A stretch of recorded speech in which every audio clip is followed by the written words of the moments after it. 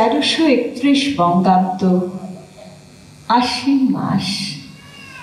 মাত্র 23 দিনের তফাতে পৃথিবীর আলো দেখল দুই কন্যা, একজন বাঁকুড়ার সোনামুখীতে, অন্যজন চলন্ত ট্রেনে বিহারের গুছান্ডিতে। কে জানত এই দুই শিশুকন্যা একদিন ইতিহাস গড়ে তুলবে, নিজেদের প্রতিষ্ঠা করবে কিংবদন্তি সঙ্গীত শিল্পী রূপে। দুজনের কণ্ঠেই ছিল নানা গানের সুরের খেলা, কিন্তু প্রধান পরিচয় তারা রবীন্দ্রসঙ্গীত শিল্পী। শান্তিনিকেতনের বিখ্যাত গুরুদের কাছে তাদের সঙ্গীত শিক্ষা, তবে একজন পেয়েছেন রবীন্দ্র সান্নিধ্য, তার কাছে শিখেছেন গান এবং পেয়েছেন তার দেওয়া নাম। অন্যজন শান্তিনিকেতনে পা রেখেছিলেন গুরুদেবের প্রয়াণের 20 দিন পর। গুরুদেবের দেওয়া নামে অনিমা হয়ে উঠলেন কণিকা, আর চলন্ত ট্রেনে জন্মানো সেই প্রাণচঞ্চল মেয়েটি, যিনি রবীন্দ্রনাথের সান্নিধ্য না পাওয়ার দুঃখ বুকে আড়াল করে সারা জীবন উদাত্ত কণ্ঠে প্রাণ ভরে গেয়েছেন তাঁর গান, তিনি সুচিত্রা। দুজনেই দুই মুখার্জি পরিবারের জাতিকা হয়ে বিবাহ সূত্রে একজন হলেন কণিকা বন্দ্যোপাধ্যায়, অন্যজন সুচিত্রা মিত্র। কণিকা বন্দ্যোপাধ্যায় বিশ্বভারতীর অধ্যাপিকা, রবীন্দ্রসঙ্গীতের বিভাগীয় অধ্যক্ষা। অন্যদিকে কলকাতাবাসী সুচিত্রা রবীন্দ্রভারতীর রবীন্দ্রসঙ্গীত বিভাগের প্রধানা। দুজনেই পেয়েছেন ভারত সরকারের পদ্মশ্রী সম্মান। পরবর্তীতে দেশিকোত্তম সম্মানে সম্মানিতা হলেন কণিকা, আর কলকাতার প্রথম মহিলা শেরিফ হবার বিরল কৃতিত্ব লাভ করলেন সুচিত্রা। ভারতীয় গণনাট্য সংঘের সঙ্গে দীর্ঘকাল যুক্ত ছিলেন তিনি। পরে শ্রদ্ধেয় দ্বিজেন চৌধুরীর সহযোগিতায় রবিতীর্থের সূচনা এবং তার প্রাতিষ্ঠানিক রূপ দেওয়া তাঁর অনলস প্রয়াসের এক দৃষ্টান্ত। কণিকা আর সুচিত্রা সম্পূর্ণ বিপরীত মেরুর দুই ব্যক্তিত্ব। গায়কী তো তাই, একজন স্নিগ্ধতায় জ্যোৎস্না ভরা পূর্ণিমা, অন্যজন দীপ্তিতে মধ্যাহ্ন সূর্য। সমান্তরাল দুটি ধারায় রবীন্দ্রসঙ্গীত জগৎকে অনন্য সম্ভারে ভরিয়ে গেছেন তারা। শতবর্ষের শুভ লগ্নে আমরা বিনম্র শ্রদ্ধায় ও ভালোবাসায় তাঁদের উদ্দেশ্যে শ্রদ্ধাঞ্জলি নিবেদন করছি।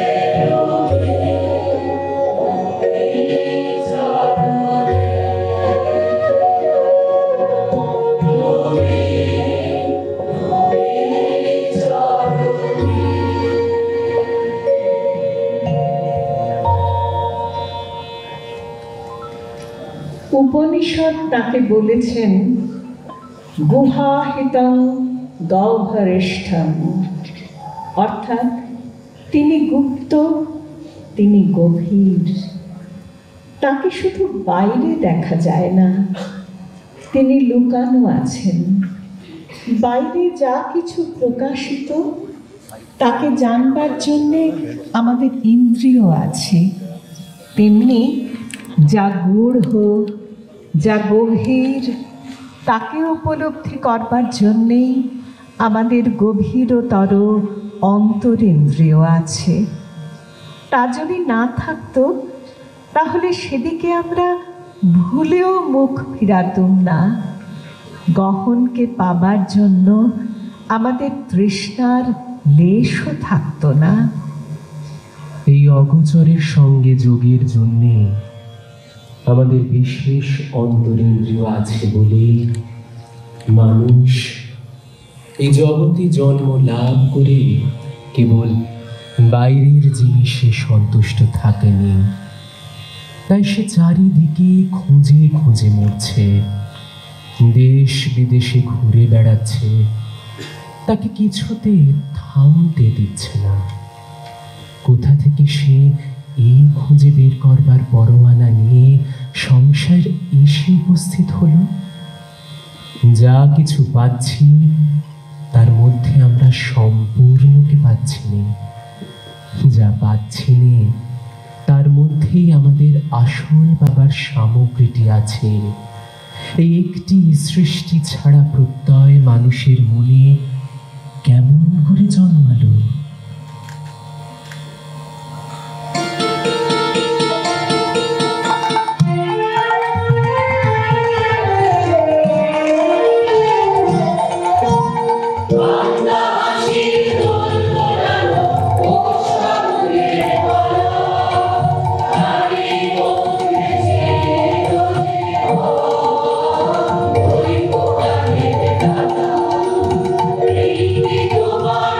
Thank you.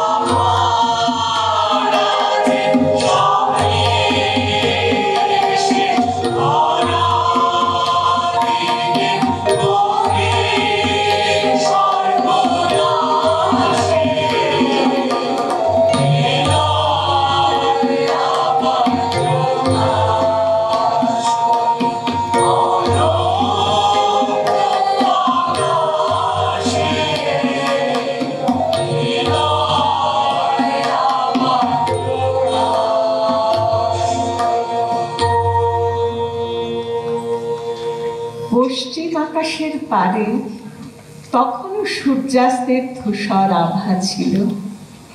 আমাদের আশ্রমে শালবনের মাথার উপরে সন্ধ্যাবেলাকার নিস্তব্ধ শান্তি সমস্ত বাতাসকে গভীর করে তুলছিল।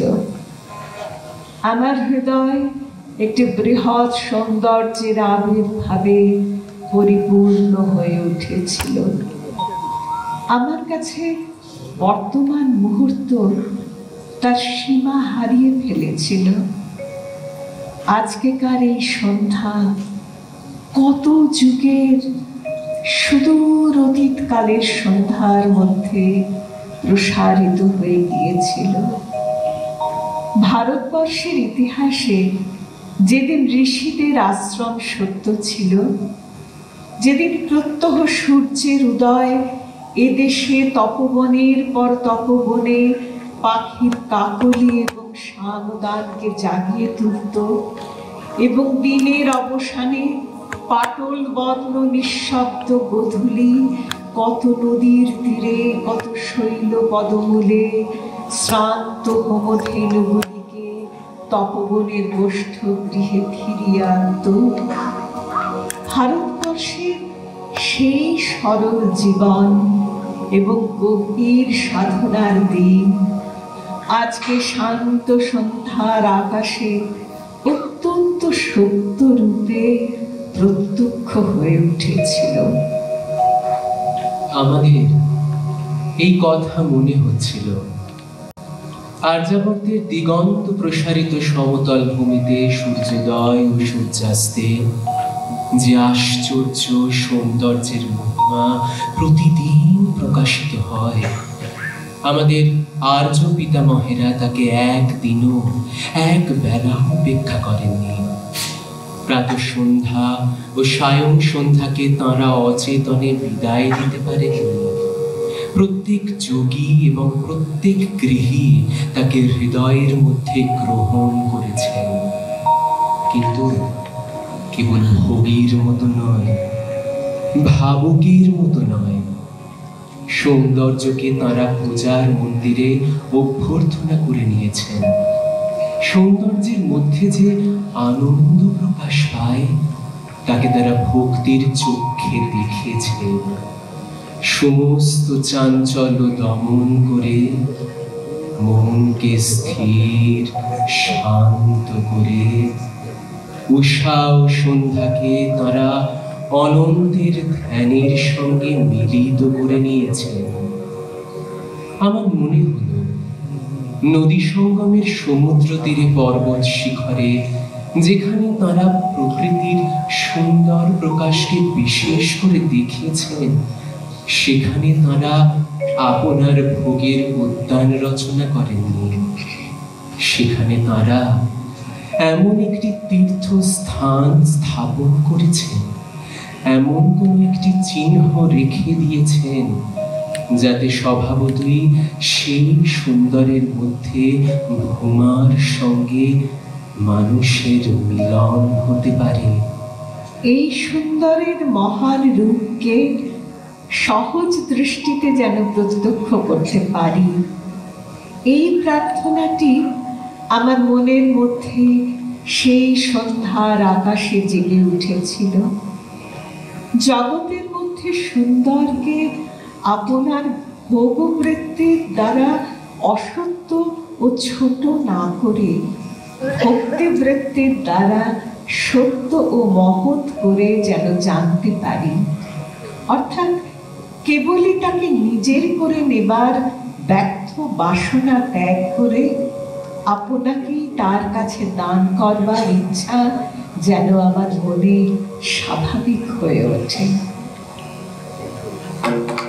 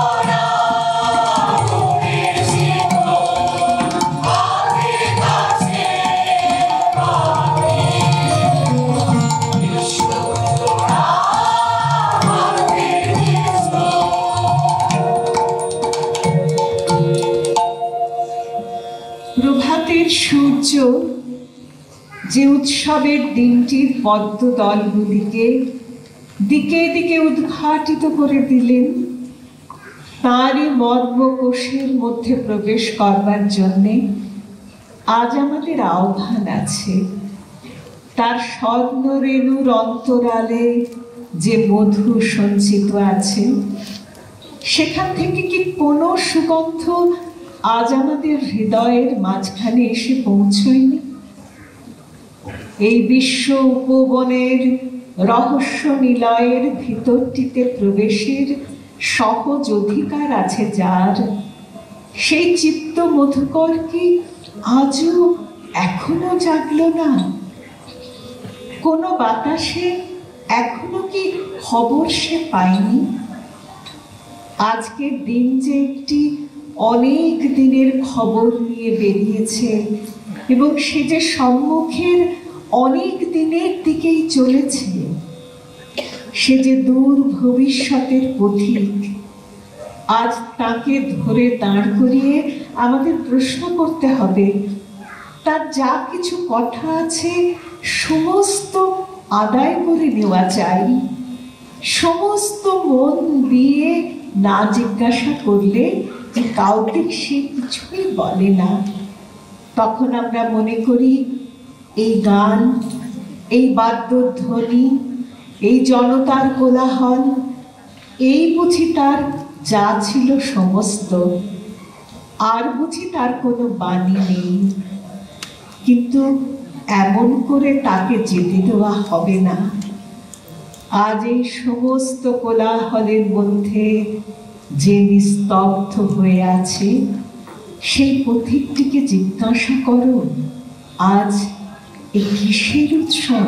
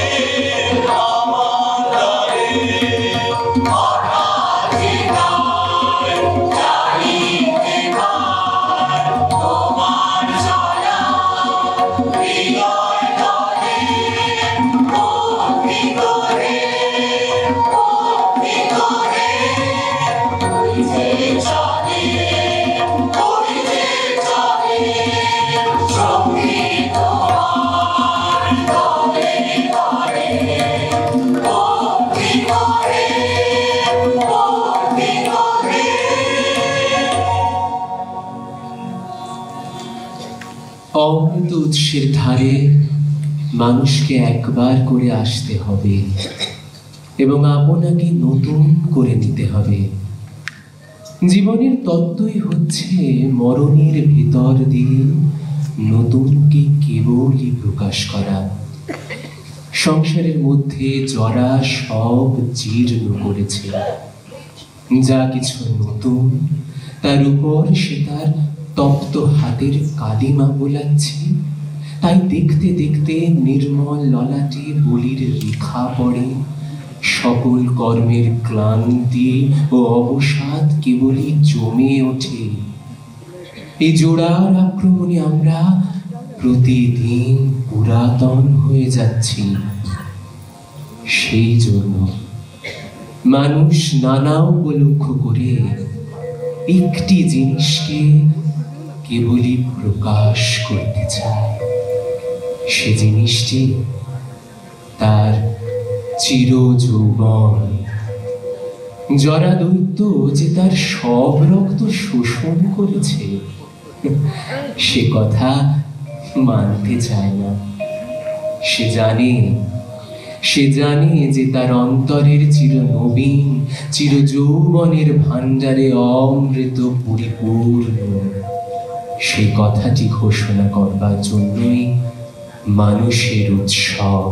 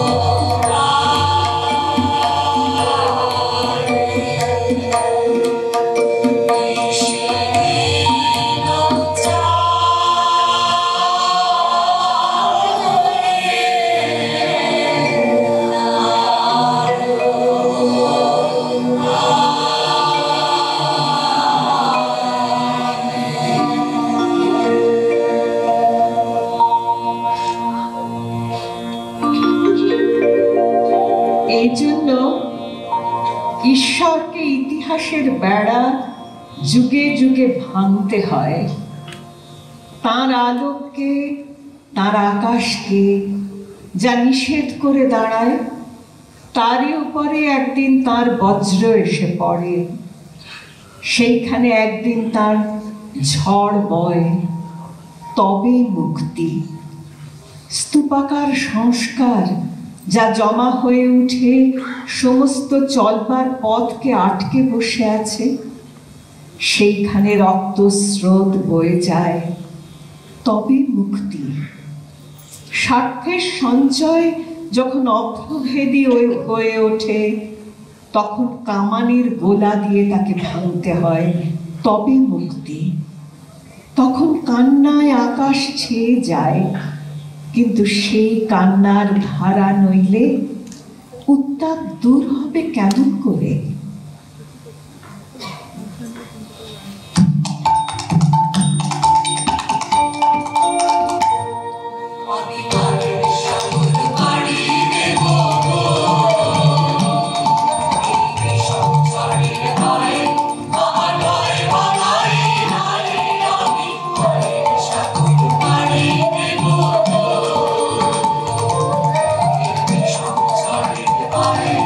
আমার ভয় ভাঙা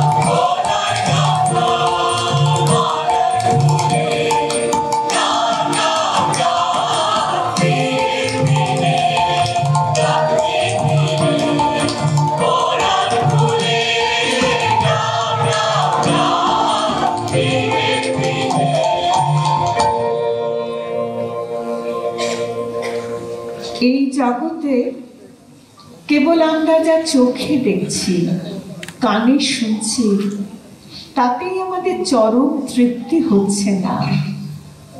আমরা কাকে দেখতে চাইছি? একেবারে সমস্ত মন, সমস্ত হৃদয় মেলে দিয়ে আমাদের মনে হচ্ছে যেন আমাদের সমগ্র প্রকৃতি দিয়ে, আমাদের যা কিছু আছে তার সমস্তকে দিয়ে যেন আমরা কাকে দেখতে পাবো।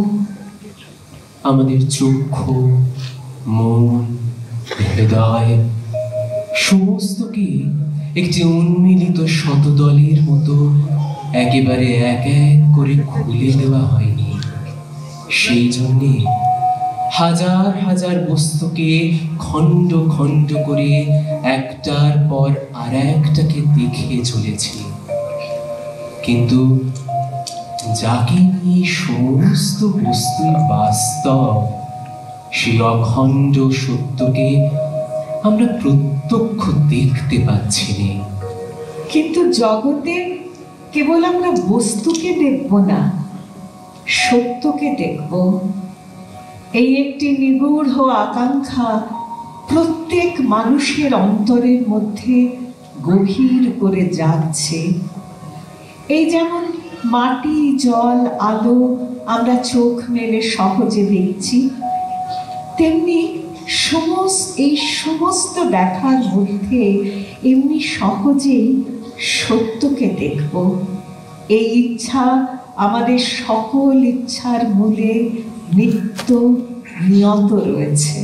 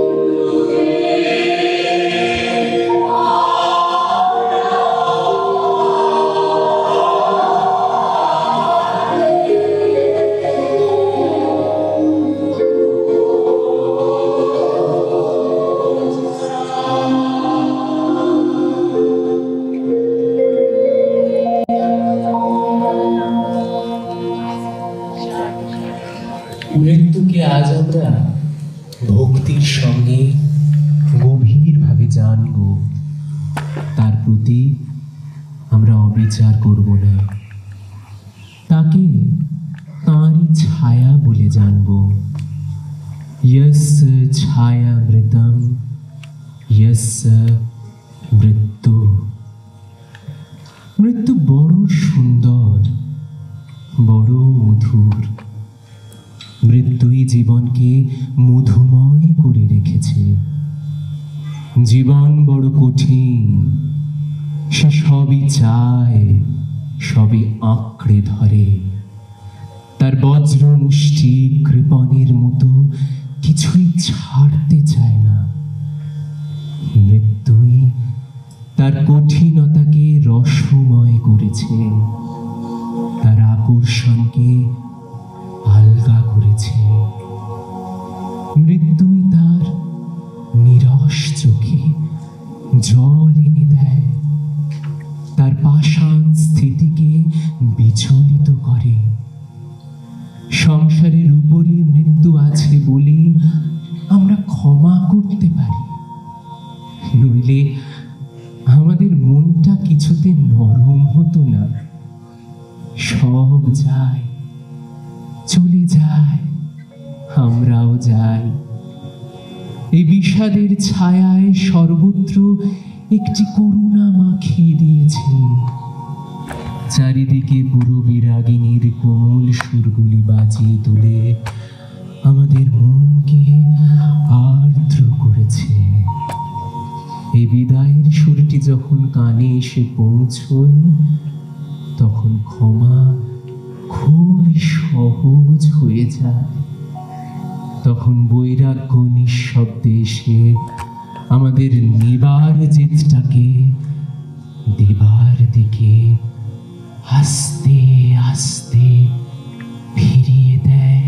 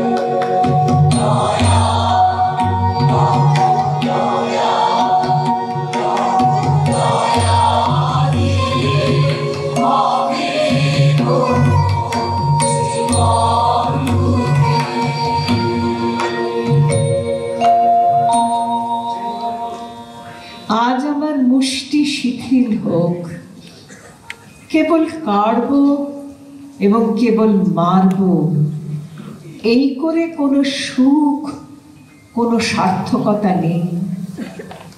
যিনি সমস্ত গ্রহণ করেন, আজ তাঁর সম্মুখে এসে ছাড়ব এবং মরব, এই কথাটা আমার মন বলুক।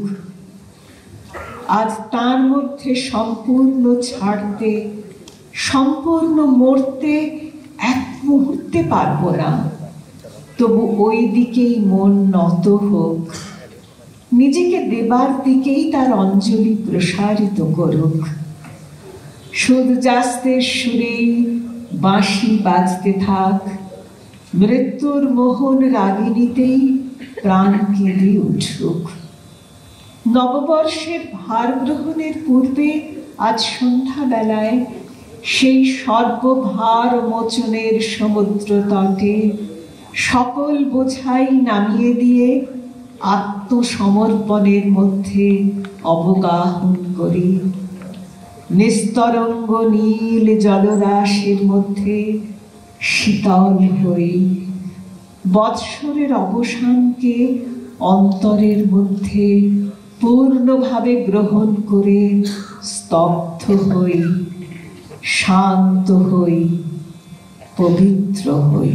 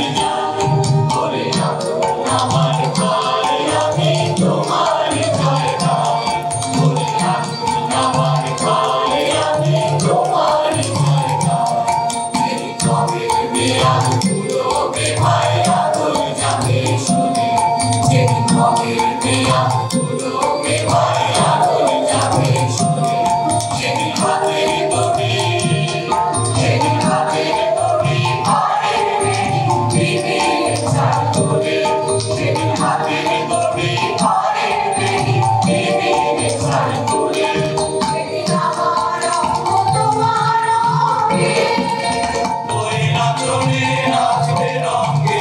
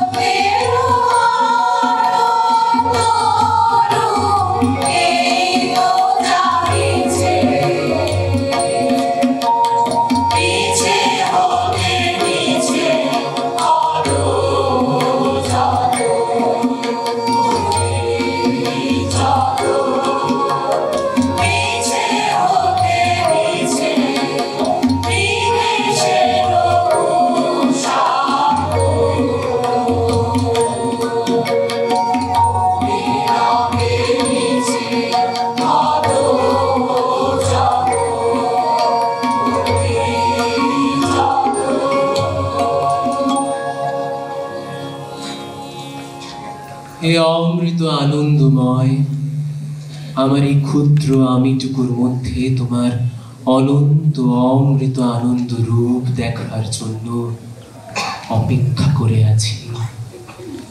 কতকাল ধরে যে তা আমি নিজেও জানিনি, কিন্তু অপেক্ষা করে আছি।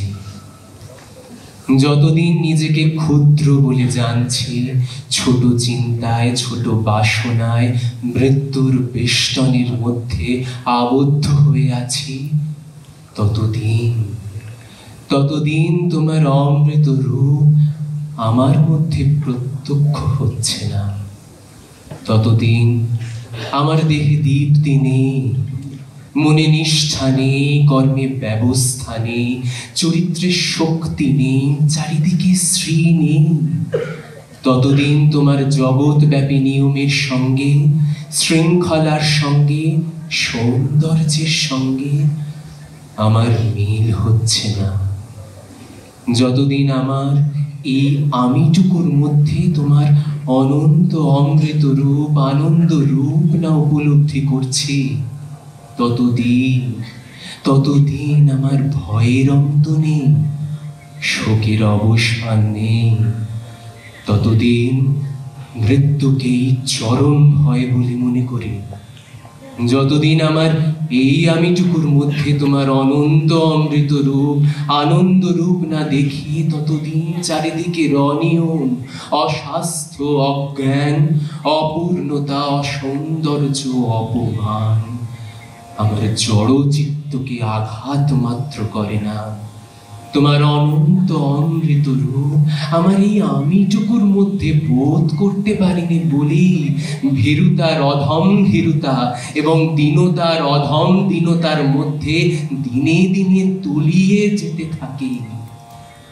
দেহে মনে, গৃহে গ্রামে, সমাজে স্বদেশে সর্বত্রই নিদারুণ নৈষ্ফল্য মঙ্গলকে পুনঃ পুনঃ বাধা দিতে থাকে এবং অতি বিভৎস অচল জড়ত্ব ব্যাধি রূপে, দুর্ভিক্ষ রূপে, অনাচার ও অন্ধ সংস্কার রূপে, শত সহস্র কাল্পনিক বিভীষিকা রূপে অকল্যাণ ও শ্রীহীনতাকে চারিদিকে স্তূপাকার করে তোলে।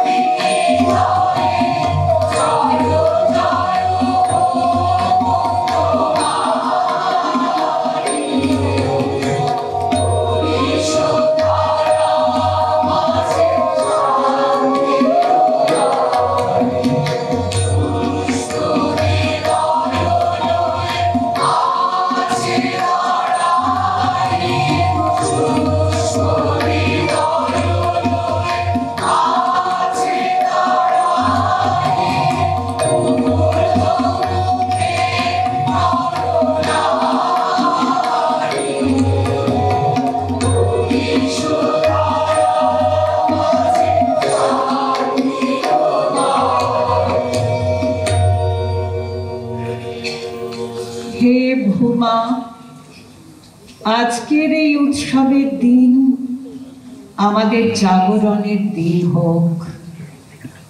আজ তোমার এই আকাশে, আলোকে, বাতাসে উদ্বোধনের বিপুল বাণী উদ্গীত হতে থাক।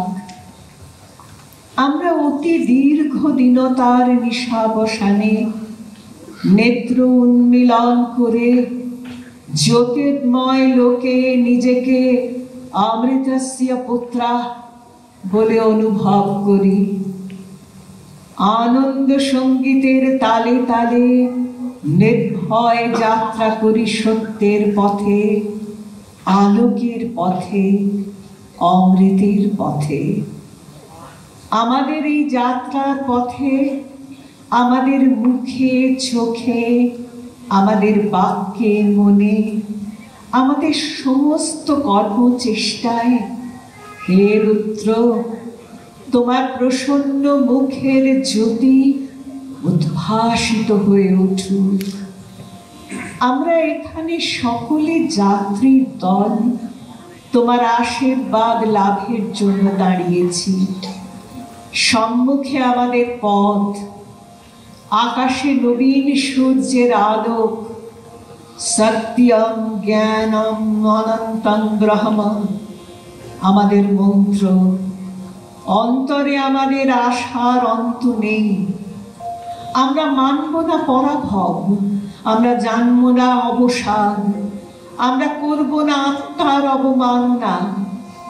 চলব দৃঢ় পদে, অসংকুচিত চিত্তে, চলব সমস্ত সুখ দুঃখের উপর দিয়ে, সমস্ত স্বার্থ এবং দৈন্য এবং জড়তাকে দলিত করে তোমার বিশ্বলোকে অনাহত তুরিতে জয়বাদ্য বাজতে থাকবে। চারদিক থেকে আহ্বান আসতে থাকবে, এসো এসো এসো। আমাদের দৃষ্টির সম্মুখে খুলে যাবে চিরজীবনের সিংহদ্বার। কল্যাণ কল্যাণ কল্যাণ, অন্তরে বাহিরে কল্যাণ। আনন্দম আনন্দম পরিপূর্ণমানন্দম।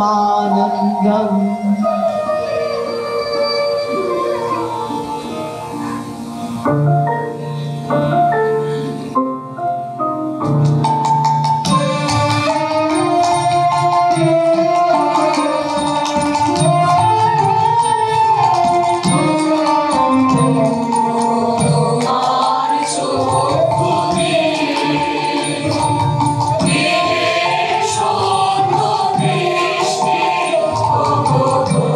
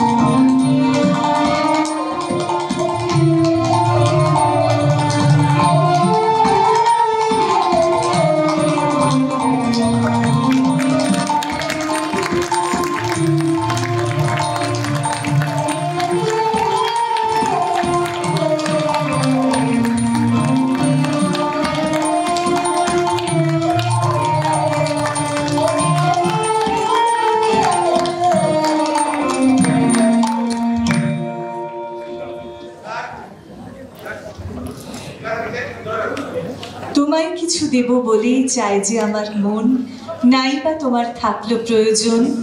যখন তোমার পেলাম দেখা, অন্ধকারে একা একা ফিরতেছিলে বিজন গভীর বন। ইচ্ছা ছিল একটি বাতি জ্বালাই তোমার পথে, নাই বা তোমার থাকলো প্রয়োজন। তার হয়তো কিছুই প্রয়োজন নেই, তবু আমরা গানে, কবিতায়, কথায় তারই জন্য অর্ঘ্য সাজাই। আর সেই অর্ঘ্য সাজিয়ে গেছেন যে দুই প্রবাদ প্রতিম শিল্পী, তাদেরকে আরও একবার স্মরণ করে নেওয়ার পালা। এই ভরা বসন্তে, ঋতুরাজ বসন্তের সমাগম হয়েছে প্রকৃতিতে, রঙে, নতুন খেলায়। আর সেই দুই শিল্পী সুচিত্রা মিত্র এবং কণিকা বন্দ্যোপাধ্যায়কে আমরা শতবর্ষের আলোয় আরও একবার ফিরে দেখলাম রবীন্দ্রনাথেরই সৃষ্টি বিভিন্ন গানের মধ্যে দিয়ে। আমরা এইভাবেই আজকের সারস্বতের এই পঞ্চম বর্ষের অনুষ্ঠান শেষ করব। তাদেরই কণ্ঠে ধ্বনিত হোক বসন্তের এই জয়গান। সকলকে অনেক ধন্যবাদ। সকলে ভীষণ ভালো থাকবেন, গানে গানে থাকবেন, আর প্রত্যেক রবীন্দ্র প্রেমীদের মনে এভাবেই রবীন্দ্রনাথ থাকুক সারা জীবন জুড়ে। অনেক ধন্যবাদ।